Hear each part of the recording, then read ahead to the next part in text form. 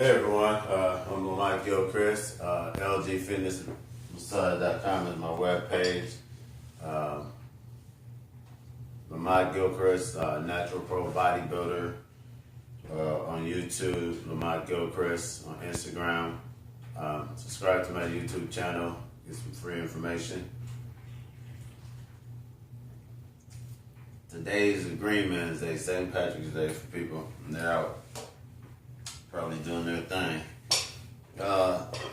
Most of the times I've been talking about issues and things that I've seen as I traveled around doing personal training. And today I'm going to talk a little bit about exercising and some ideologies and philosophies that I've discovered and come up with and used in my training and training my clients. Someone asked me, what is the most important thing about exercising that one needs to do? And I would say it's pretty close to the importance of functioning in life.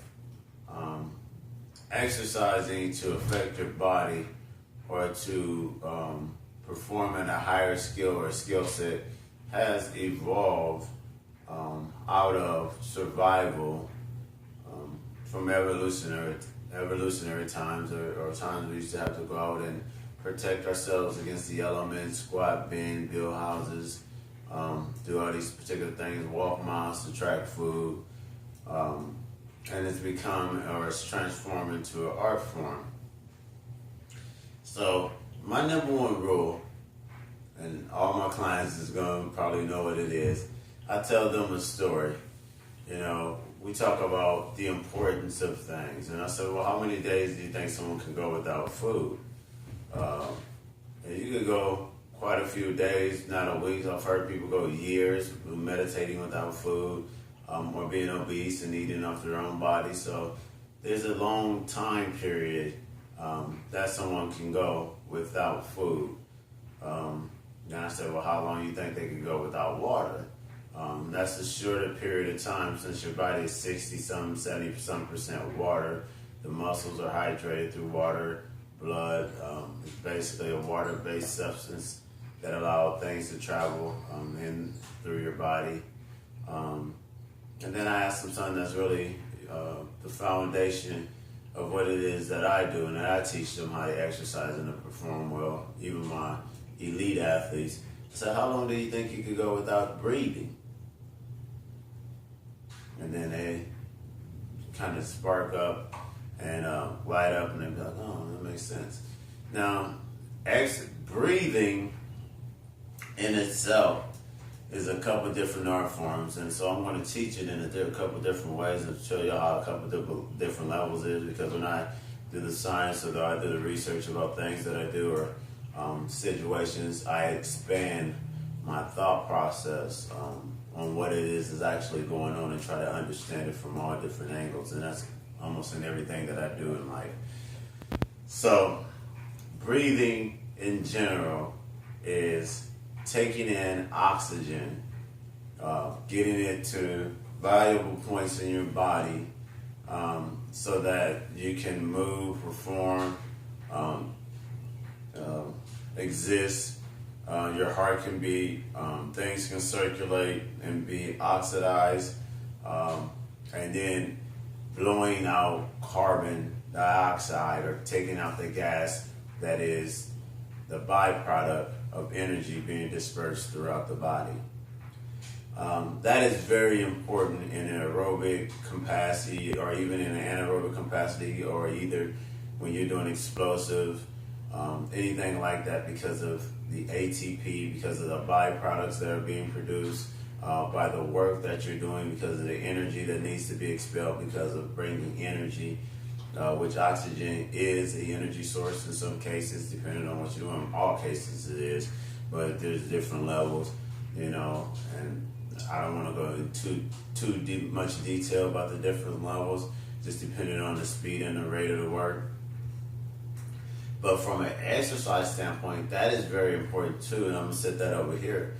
But also from an exercise standpoint, if you understand the mechanics, the biomechanics of the body, how the body is set up, the muscle matrix, the web of, most people believe that your bones is supporting your muscle. Some people believe that the bones are floating inside this watery matrix, a muscle, a stabilizer. It's a combination of those things. And in both cases, the ideologies and the thought process do have some good merits and truths to them, but it's a little bit more complex than that. So I'm going to kind of expand a little bit on it. Just in the midsection, just the thoracic section, and lumbar in the back section, the chest, apparatus, rib cage sessions, about breathing and exercise and why it's so important. So if you ever watch any of my videos, I have breathing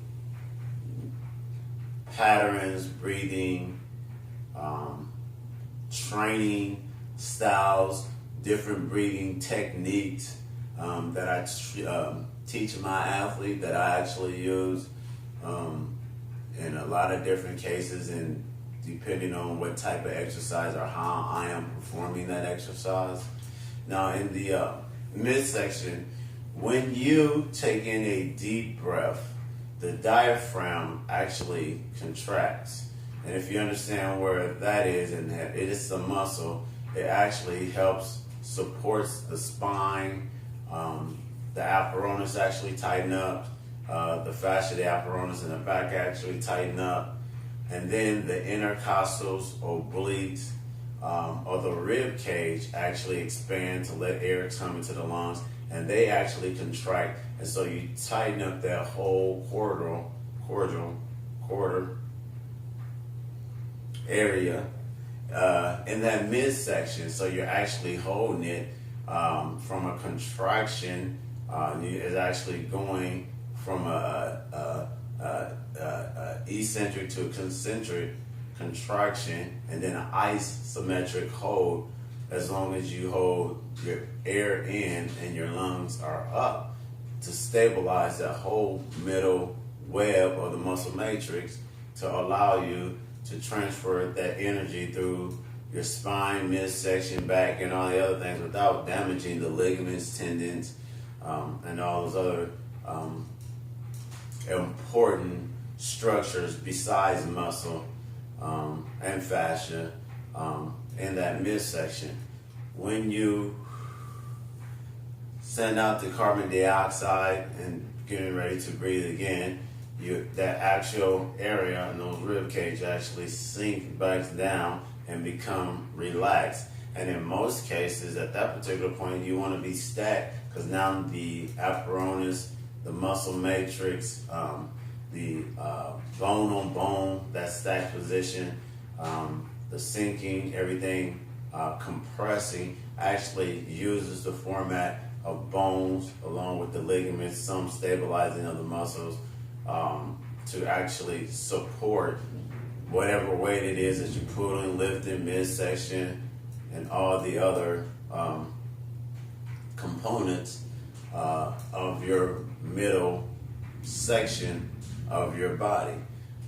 When you're putting heavy weight or lifting heavy weight, I don't care if it's your arms, legs, back, there's a certain posture that you want to be in, so all the kinetic energy transfer through the body.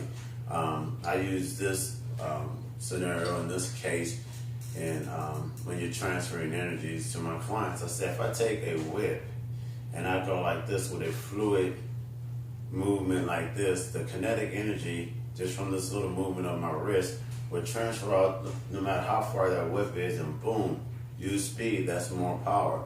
Same way with athletes, same way with lifting, same way with reps. But if I'm going like this and I stop and I'm going like this, I don't have that buildup of energy or that flow of energy. And that's the same thing when you're exercising and you don't have the proper posture, or you don't have the proper breathing technique with that exercise.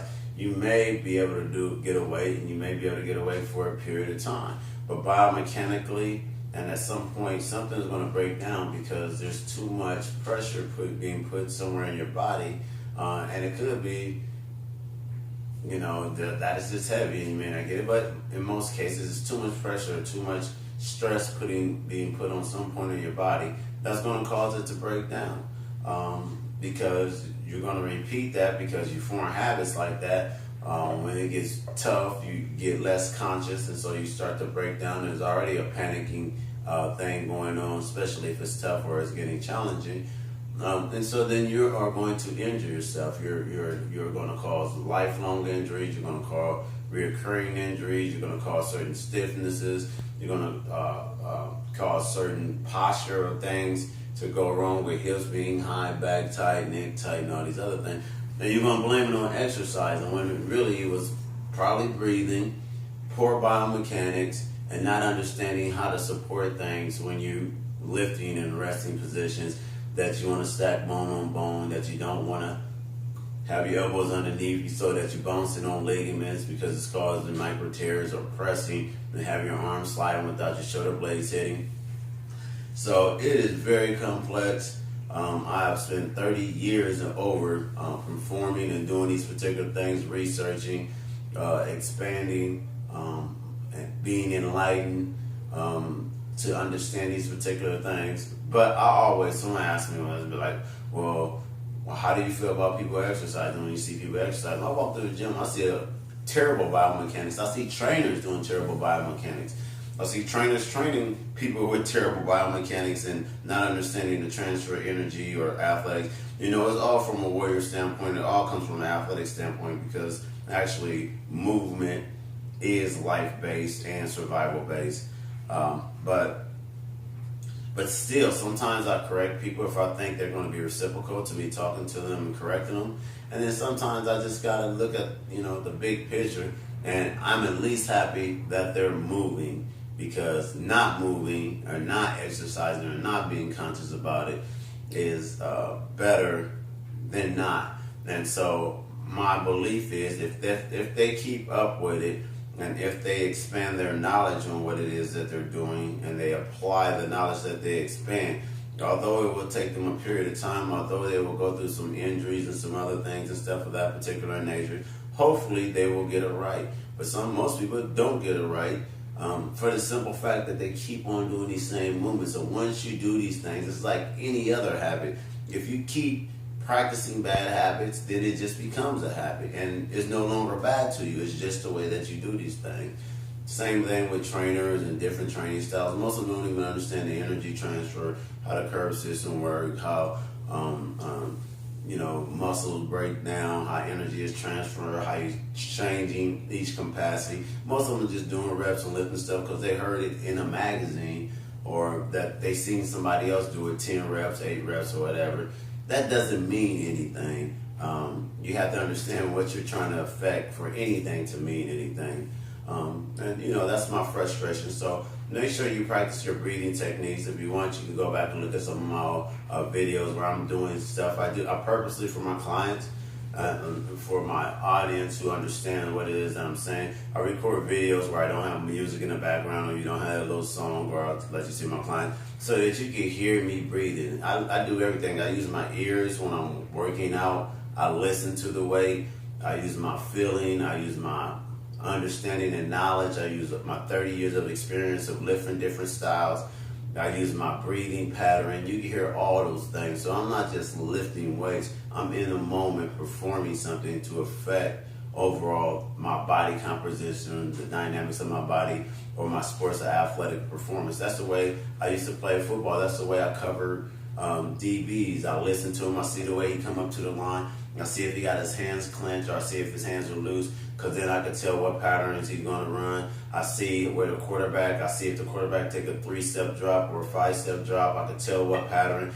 Everything that goes on around you is telling you part of the tale about what's going to happen, or you can kind of perceive or have an insight and have a better understanding of how to attack particular situations. I hope this helped. Really listen to this and really try to get an understanding of what I'm saying. Breathing is very important on all aspects. Once again, my name is Lamont Gilchrist. Thank you.